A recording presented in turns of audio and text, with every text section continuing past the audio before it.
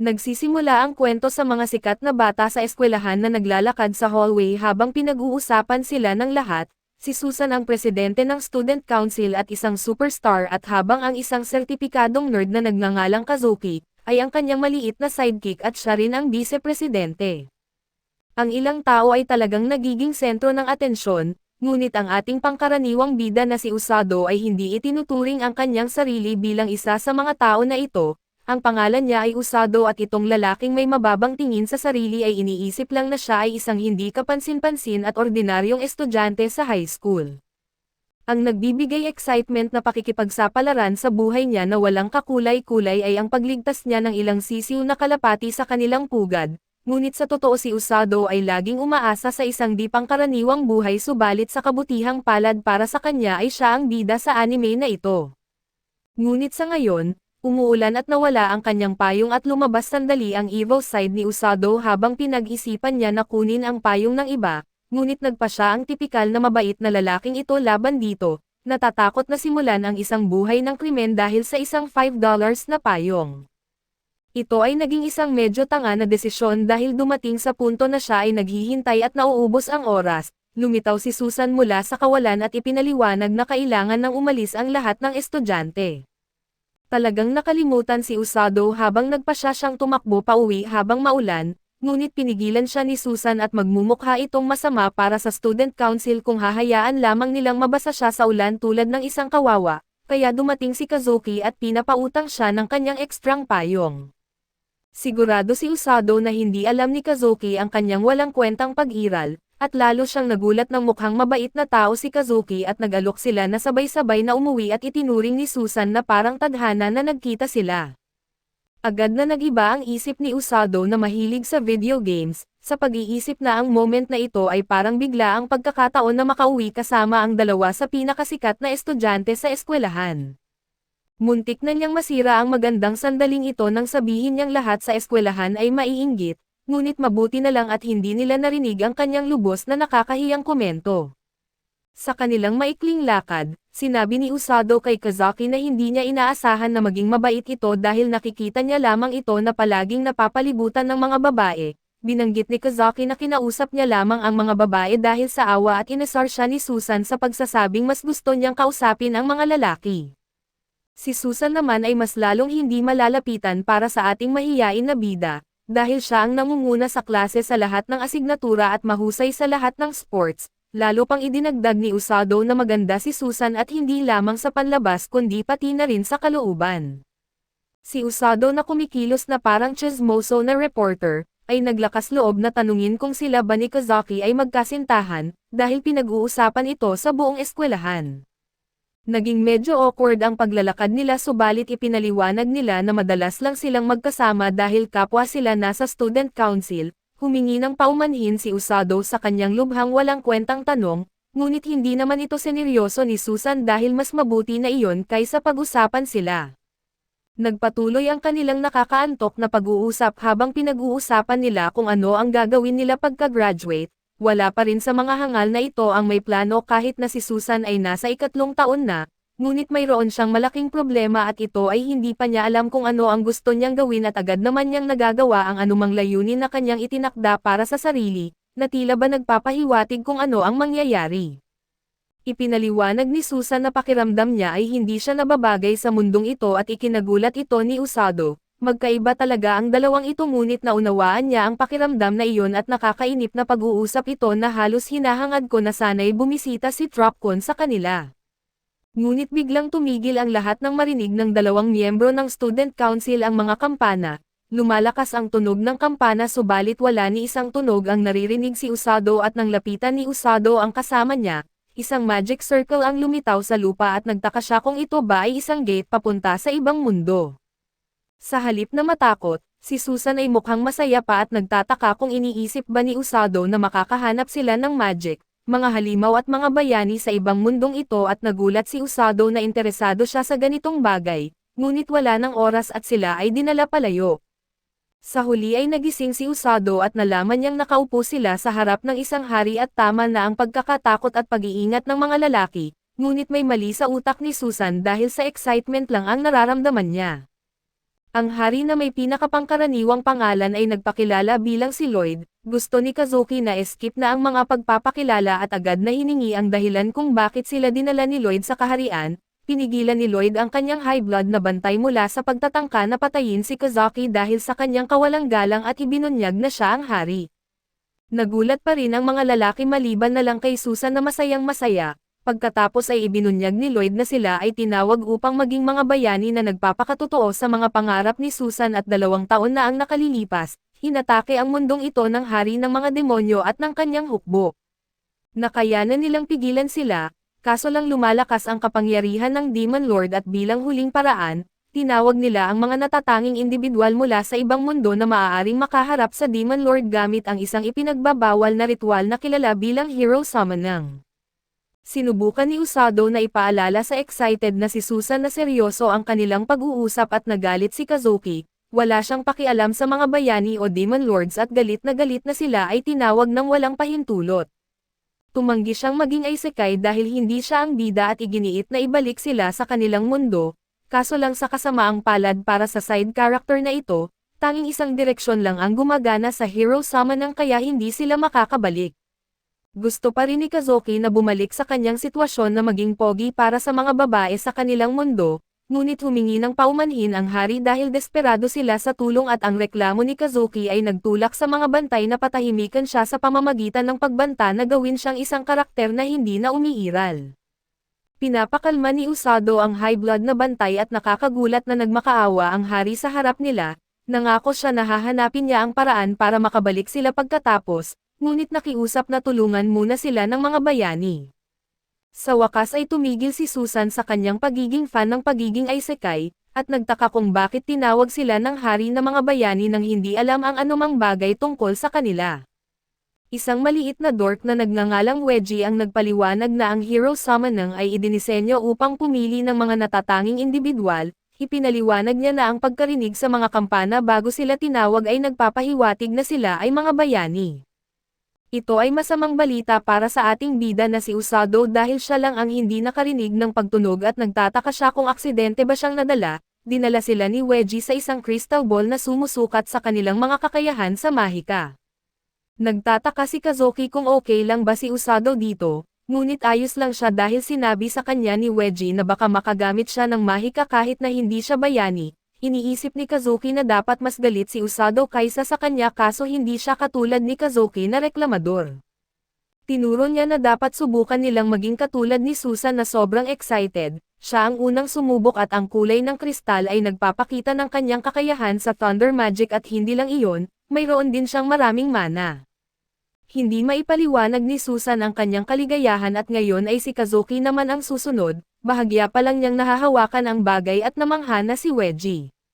Nang mag-iba ng kulay ang kristal at naging puti, ito ay nagpapahiwatig ng light magic at sigurado si Susan na ibig sabihin nito ay kayang maglabas ni Kazuki ng laser beams mula sa kanyang mga mata, o mas malakas pa at baka kaya niyang gumamit ng mga espada na gawa sa liwanag.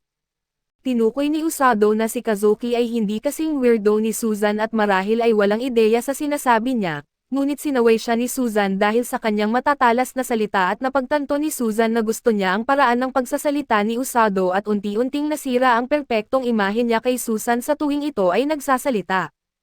Ipinaliwanag ni Wedgie na ang light magic ay lubhang bihira at iilan lamang ang makakagamit nito, ang liwanag ay nagtataboy ng kasamaan kaya ang kapangyarihan nito ay walang katulad laban sa mga demonyo. Mataas ang ipinakitang level ng unang dalawa, ngunit ngayon ay oras na para sa ating bida na si Usado at umaasa si Usado na magkakaroon siya kahit na kaunting kapangyarihan, dahil ang humble na bata ay umaasa lamang na makatulong kina Susan at Kazuki sa kahit anong paraan.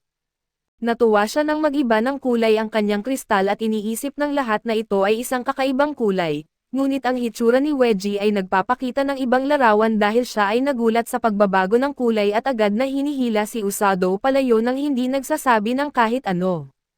Dali-daling dinala ni Wedgie si Usado sa hari at ipinaliwanag na ang dalawa ay may mahusay na kakayahan, ngunit may mas mahalagang bagay siyang ipapahayag at natawa si Haring Lloyd bilang biro tungkol kay Usado na may affinity sa dark magic. Ngunit napatahimik ang lahat ng ibunyag ni Wedgie na ang kristal na bola ay nagpalit ng kulay at naging berde. Nagulat pati ang mga bantay at nagsimula ng magsalita si Wedgie kung ano ang ibig sabihin nito, ngunit pinigilan siya ni Haring Lloyd dahil ayaw niyang banggitin ang mga salitang iyon at nagsimulang magtaka si Usado kung talaga bang ganoon kasama ang kanyang magic affinity. Doon ay nananatili siyang nalilito dahil agad na inutos ng hari na siya ay dalhin palayo sa kastilyo sa lalong madaling panahon. Sinubukan nilang isipin ang pinakaligtas na lugar na lilipatan niya at nagtataka si Usado kung talaga bang mapanganib siya. Tinanong niya kung may iba pang may parehong magic at nagkataon na may isa pang tao at ito'y isang babae, ngunit ayaw ng hari na banggitin ang kanyang pangalan at sa kasamaang palad para sa duwag na hari, biglang sumulpot ang babae. Lahat ay labis na natakot nang malaman nilang ang pangalan niya ay Rose at gusto niyang malaman kung tinawag na ba ang mga bayani. Umaasa ang hari na wala si Rose sa araw na iyon kaso hindi siya ang tipo na gagawa ng ganoong bagay.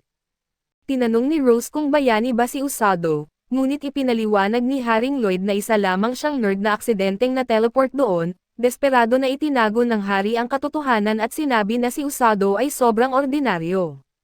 Ipinaliwanag ni Rose na siya ang kapitan ng rescue team ng kaharian, ngunit pakiramdam ni Usado ay mas bagay sa kanya na kumuha ng buhay kaysa magligtas. Maaaring matalino si Wedgie dahil nagawa niyang pahupain ang sitwasyon at inalok na dalhin si Rose sa mga tunay na bayani sa Crystal Room. Sa kasamaang palad, hindi marunong magbasa ng sitwasyon si Usado at tinanong niya ang hari kung ano ang ibig sabihin ng berdeng kulay ng kanyang kristal. Narinig ito ni Rose kaya natakot ang lahat sa mangyayari. Kinumpirma ni Usado na berde ang kanyang bola at sinabi ni Rose na hihiramin niya ang bata sa hari. Nagpa siya ang hari na kailangan niyang kumilos agad at tahimik na inutusan si Wedgie na ilayo si Usado sa kanya. Ginamit ni Wedgie ang kanyang bubble magic upang mabilis na ilabas si Usado, ngunit agad na hinabol siya ni Rose at ipinadala ni Wedgie ang ating hindi bayani sa himpapawid kaso agad siyang naabutan ni Rose at napakalakas niya dahil sinira niya ang bubble at mabilis na hinuli si Usado. Naiwan ang lahat na nakanganga sa pagkabigla na parang mga isda, at sinabi ni Rose sa hari na gagawin niya si Usado na isang ganap na gumagamit ng healing magic at hindi kayang tanggapin ni Wedgie ang maaaring mangyari, kaya siya ay nawalan ng malay at nagmamakaawa ang hari kay Rose na tumigil. Alam niyang matagal nang naghahanap si Rose ng iba pang mga gumagamit ng healing magic, ngunit sinubukan niyang ipaliwanag na aksidenteng nadamay si Usado at hindi pinansin ng dalawa ang kanyang mga walang silbing salita dahil nawala na sila. Pabalik sa kastilyo, ang mga walang kwentang bagong kaibigan ni Usado ay walang ginawa buong panahon at nagulat silang marinig na si Usado ay dinala palayo at ipinaliwanag ni Wedgie na hindi naman matatapos ang buhay ni Usado, ngunit masama pa rin ang balita. Dinala siya sa rescue team na nasa labas lamang ng bayan ng kastilyo. Bihira ang mga gumagamit ng healing magic at ang baliw na babae na kumuha sa kanya ay isa sa kanila, balak niyang turuan si Usado bilang kanyang tauhan. Gaano man kahirap gamitin ni Susan ang kanyang utak, hindi niya makita kung bakit ito problema at sa kabutihang palad, ipinaliwanag ito ni Wedgie sa kanya na parang siya ay isang bata at ibinunyag na ang mga pamamaraan ng pagsasanay ni Rose ay lubhang hindi pangkaraniwan. Sa kanyang base, ipinaliwanag ni Rose na may potensyal lang si Usado na maging isang gumagamit ng healing magic, kaya niya ito dinala sa rescue team at ito ang magiging tahanan niya at doon ay tinawag niya ang kanyang mga tauhan. Natatakot si Usado sa mga extreme na mga lalaking ito at sinabi sa kanila ni Rose na sila ang magbabantay sa kanya, binanggit niyang maglaro sila ng maayos kaso mukhang mga baliw ang mga lalaki at ipinakilala nila ang kanilang mga sarili. Natatakot si Usado sa pinakamasamang posibleng sitwasyon, iniisip niya kung siya ba ay isang uri ng handog na isinasakripisyo sa mga halimaw na ito. Sinabi ni Rose na huwag takutin si Usado ngunit siya ang pinaka-nakakatakot sa lahat. Sinubukan ng mga lalaki na ipaliwanag na ito ang kanilang pamamaraan para maging mabait, ngunit hindi iniisip ni Usado na alam ng mga brutes na ito kung ano ang ibig sabihin ng pagiging mabait.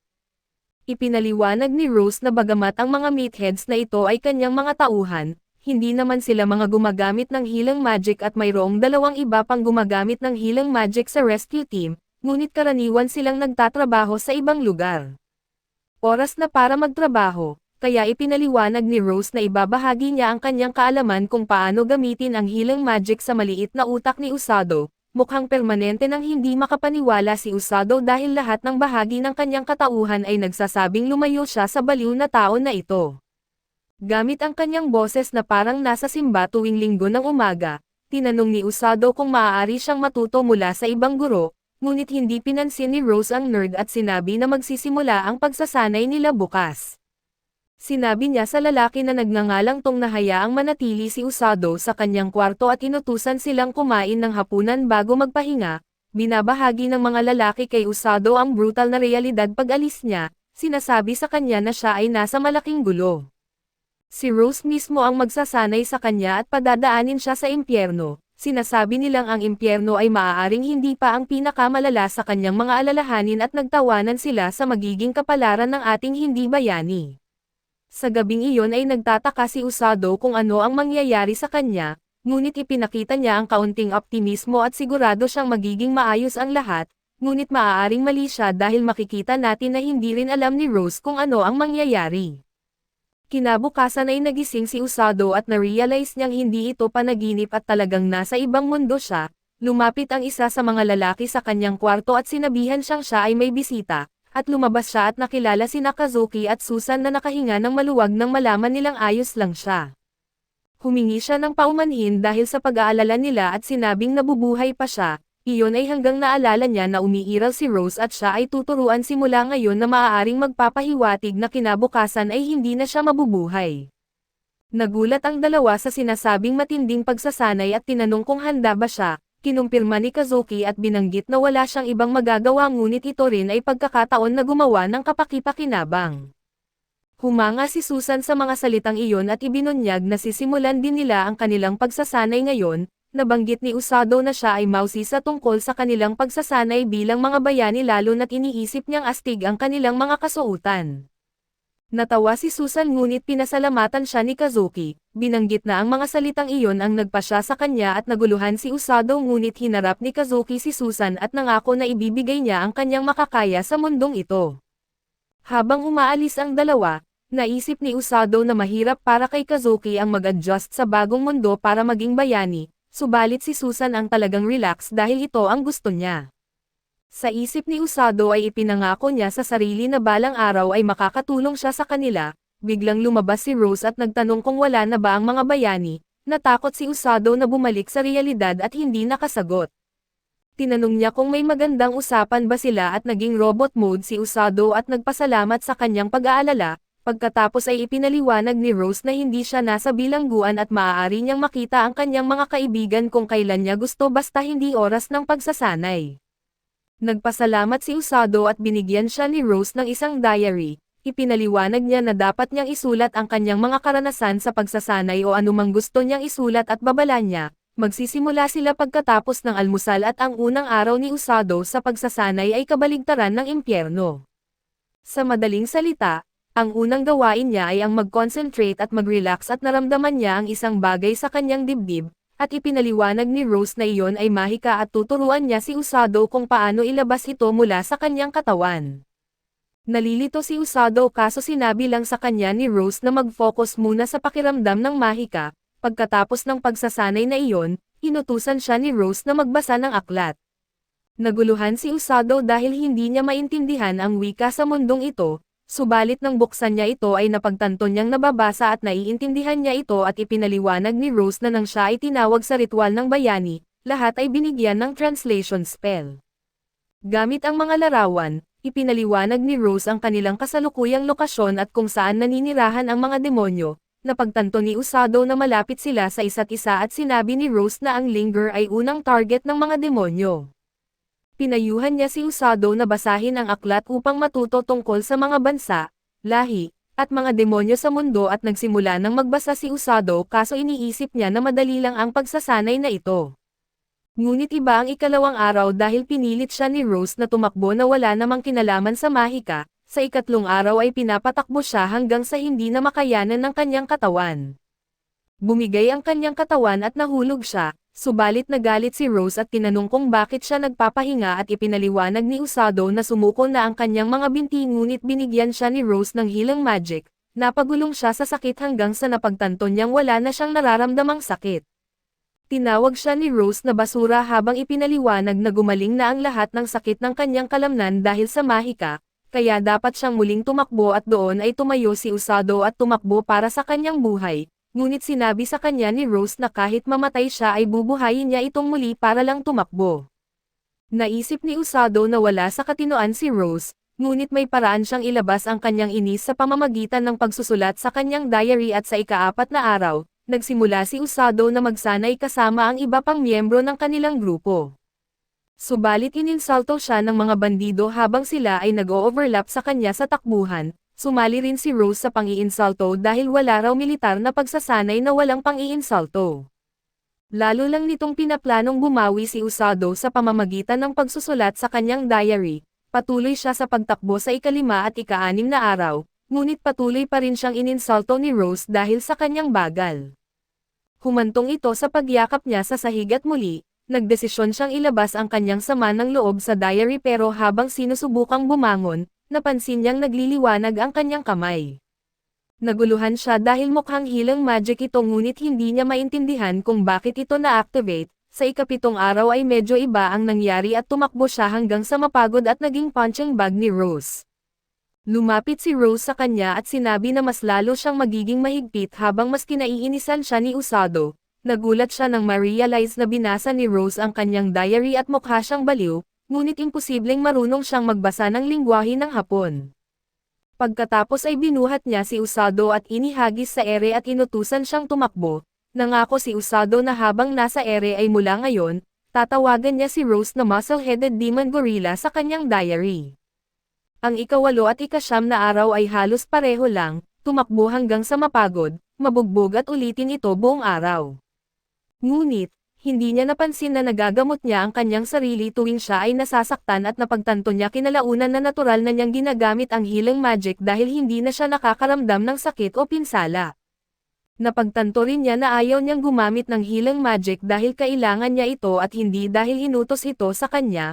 Muling tumakbo si Usado at nagsimula magbago ang mga bagay sa ika-10 araw, dahil alam na niyang gamitin ang mahika kaya't nakakatakbo na siya ng hindi napapagod.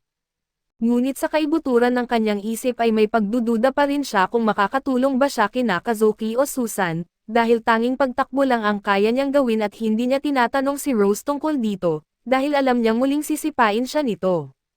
Subalit sa sandaling iyon, inutusan siya ni Rose na tumakbo ng 30 laps na may bilis at tulan, bagamat naiinis ay ipinangako ni Usado na tatapusin niya ang pagsasanay na ito at ipapakita kay Rose kung sino ang boss. Subalit hindi ito nagtagal dahil kinabukasan, idinagdag ni Rose ang 1,000 push-ups sa kanyang programa sa pagsasanay at napagtanto ni Usado na hindi niya kayang gawin ito mag-isa, kaya't patuloy siyang gumagamit ng healing magic upang matiyak na kaya ng kanyang katawan ang pagsasanay.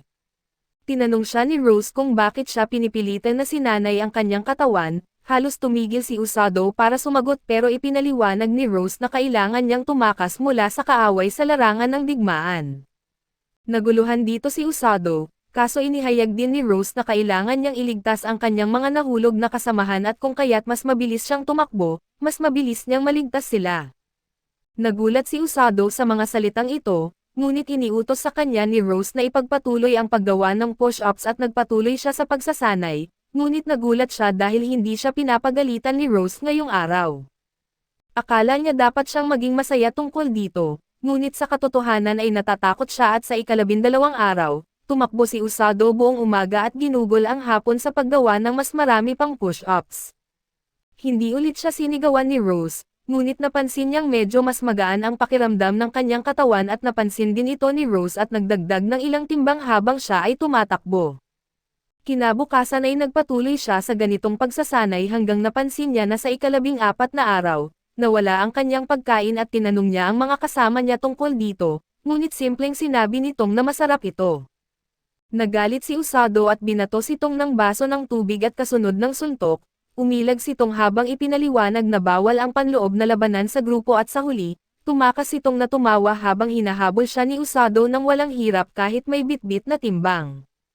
Napagtanto niya na baka siya ay na-brainwash na dahil hindi na siya masyadong nagrereklamo. Sa ika-21 araw ay binisita siya ni Kazuki at Susan kasama ang prinsesa at isang knight. Nagulat sila nang makita si Usado na gumagawa ng push-ups habang nakaupo si Rose sa isang malaking bato sa ibabaw niya. Nagreklamo si Rose na mabagal siya at hinikayat siya na huwag sumuko. Tumanggi si Usado na sumuko at ipinagpatuloy ang ehersisyo. Tinanong siya ni Rose kung sumagot ba siya, subalit matapang na sinabi ni Usado na masyado itong madali dahil magaan si Rose. Pinagtawanan siya ni Rose at lumundag pababa upang ilagay ang isa pang bato sa ibabaw ng nauna. Sa kabila ng paunang pagkabigla at pagsisisi, nagpatuloy si Usado at gamit ang kanyang mahika upang magpagaling. Hinangaan pa ni Rose ang kanyang determinasyon, sinasabing siya ay nagiging tipo ng lalaki na gusto niya at sa rate na ito, baka isama niya si Usado ng mas maaga kaysa sa inaasahan. Hindi makapaniwala ang dalawa na pinagdadaanan ito ni Usado, ngunit mabilis na nagsimulang mangarap si Susan matapos suriin ang kanyang mga muscles at nagalit ang Knight at hinawakan ang kwelyo ni Rose, tinatanong kung ano ang kanyang ginagawa. Inakusahan niya si Rose na sinisira niya si Usado. Ngunit simpleng sumagot si Rose na dapat siyang bitawan ng lalaki at humawak pa rin ang lalaki, ngunit hinawakan ni Rose ang kanyang kamay habang sinasabi sa kanya na siya ang nagtuturo sa kanyang mga knights sa paraan na gusto niya, ngunit gagamitin niya ang kanyang mga pamamaraan para gawing kanang kamay si Usado, kaya hindi siya maaaring makisawsaw. Nagulat pareho ang Knight at si Usado sa mga salitang iyon at ibinunyag ni Rose na si Usado ay isang bihirang lalaki. Ayaw niyang matalo pero ang pinakagusto niya ay hindi ito sumusuko at nag-alala si Usado dahil baka gawing mas mahirap ng Knight ang kanyang pagsasanay. Iniutos ni Rose kay Usado na magpahinga at kumain ng maayos. Sinabihan naman ng Knight sina Kazuki at Susan na alagaan ang prinsesa habang siya ay makikipag-usap kay Rose ng private. Habang umaalis, nagreklamo ang Knight na iniutos ng hari na muling sumali si Rose sa kabila ng kanyang mga pagtutol at tumanggi si Rose na muling sumali. Ipinaliwanag na siya ay kulang ng isang mata. Habang nagpapahinga sa ilalim ng isang puno, nalaman ni Usado na ang lalaki ay ang pinakamalakas na knight ng kaharian, si Sages, at siya ang nagtuturo kina Kazuki at Susan sa espada. Humanga si Usado subalit tinanong niya ang prinsesa kung sino siya, nagpakilala ito at humingi siya ng tawad dahil sa kanyang pagiging bastos. Sinabihan siya ng prinsesa na maging komportable sa kanya at tinukso ni Susan si Kazuki dahil pareho ang kanyang reaksyon noon. Tinanong ni Kazuki kung kasing masama ba katulad ng kanina ang pagsasanay ni Usado, ngunit simpleng sagot ni Usado ay madali lang ngayong araw at nagtanong siya tungkol sa kanilang pagsasanay. Binanggit ni Kazuki na mahirap ang kanilang pagsasanay at tinuruan sila ni Sages sa espada habang si Weji naman sa mahika. Ngunit palagi nilang isinasaalang-alang ang kanilang pisikal at mental na kondisyon. Iniisip ni Usado na normal iyon subalit iba talaga si Rose at humingi ng tawad si Kazuki, ngunit hindi maintindihan ni Usado kung bakit at sinubukan na kumuha ng isa pang hiwa ng pie. Ginamit ni Susan ang pagkakataong ito upang suriin ang muscles ni Usado. Nahiya si Usado pero tuwang-tuwa si Susan sa kanyang malalaking abs, kahit ang prinsesa ay hindi mapigilan ang kanyang kuryosidad. Ipinagpatuloy ni Kazuki ang pagsasabi na naramdaman niyang nahihirapan si Usado. Kinumpirma ni Usado na talagang mahirap ito sa simula at gusto niyang tumakas, ngunit ayos na siya ngayon. Naging mausisa sila at ipinaliwanag niya na natatakot siya kay Rose, ngunit hindi niya nararamdaman na gusto niyang tumakas dahil nasisiyahan siya sa pagsasanay at pamumuhay dito. Humanga si Susan na nakahanap na siya ng lugar kung saan siya nabibilang kaso tinawag ito ni Usado na pagiging matigas ang ulo. Ipinakita niya ang kanyang hilang magic at ipinaliwanag na dahil sila ay lalaban bilang mga bayani, nais din niyang tumulong sa isang bagay at habang nag-uusap, ginamit ni Susan ang pagkakataon para maglandi kay Usado at sinasabing iligtas siya nito kapag kailangan niya.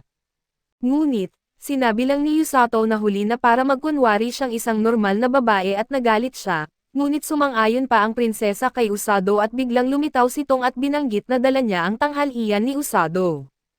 Nainis si Usado at inilabas ang kanyang mafia face, kinwestiyon ang ugali nitong at ang kanyang pagngiti sa kabila ng kanyang ginawa at gumamit din sitong ng kanyang mafia face, at sinabi kay Usado na kalimutan na ang nakaraan. Tumayo si Usado at tumangging kalimutan ang nawawalang pagkain niya at sumugod kay Tong, naglabas din si Tong ng kanyang kamao at nagtapos silang dalawa sa pagpapalitan ng suntok. Nagsuntukan sila sa harap ng lahat na ikinatakot ng prinsesa. Ngunit sinabi ni Kazuki sa kanya na ayos lang dahil mukhang normal na araw lang ito at kinumpirma ni Susan at sinabing mukhang mas mabilis siyang nakakasabay sa mundong ito kaysa sa kanila, ngunit ito ay nagbigay motibasyon kay Kazuki na bumalik sa kastilyo at ipagpatuloy ang kanyang pagsasanay. Walang malinaw na nagwagi, parehong nagkaroon ng mga sugat sa mukha si Usado at Tong. Sa gabi ay nakaka-relax si Usado habang naliligo at naisip na maganda ang makita ang kanyang mga kasama. Kaso kinilabutan siya kay Susan, ngunit ito ay nagpapamulat sa kanya na nagbago na ang kanyang katawan, napagtanto niya na ito ay resulta ng pagsasanay ng kanyang mga kalamnan hanggang sa pagod at paggaling sa kanila gamit ang mahika. Pero naalala niya ang mga salita ni Rose na kailangan niyang tumakbo ng mabilis sa larangan ng digmaan at nagtataka kung kaya niya ito. Hindi pa rin siya sigurado kung ang kanyang determinasyon ay makakatumbas sa kanyang malakas na katawan. Kinabukasan, inihagis sa kanya ni Rose ang isang bag at sinabi na lalabas sila at nag-alala ang mga mukhang bandido habang pinag-isipan ang mga salitang iyon at napagtanto na oras na. Naguluhan si Usado kaso dinala siya ni Rose sa pintuang pangkastilyo at sinabi sa gwardya na may isasamang tao sa labas. Kinakabahan ang gwardya at nagmamadaling binuksan ang pintuan. Ngunit hindi alam ni Usado ang tungkol sa labas. Naglakad sila at tinanong niya kung saan sila pupunta, subalit sinabi ni Rose na manahimik siya at sumunod at makalipas ang ilang oras ay narating nila ang isang bangin at ipinakita ni Rose na sa harap niya ay may kagubatan na tinatawag na Darkness of Linger, na kilala dahil sa mapanganib na mga halimaw. Binigyan niya si Usado ng kanyang utos na maaari lamang siyang umuwi pagkatapos pumatay ng isang Grand Grizzly. Sinubukan ni Usado na tumanggi at binabanggit na ang halimaw na iyon ay karaniwang nagiging pinakamalakas na halimaw pagkalipas ng 100 taon at hindi rin niya alam kung paano lumaban, dahil tanging pagtakbo lang ang itinuro sa kanya ni Rose. Ngunit, nainis si Rose at inihagis siya sa kagubatan at sa ganitong sitwasyon ay haharapin ni Usado ang isang malaking hamon at bagamat hindi siya naturuan kung paano lumaban, ang kanyang pagsasanay sa ilalim ni Rose ay nagbigay sa kanya ng pisikal na lakas at kakayahan sa healing magic. Kaso dito muna magtatapos ang recap sa bagong anime na ito, antabayanan po ninyo sa susunod na linggo ang bagong episode.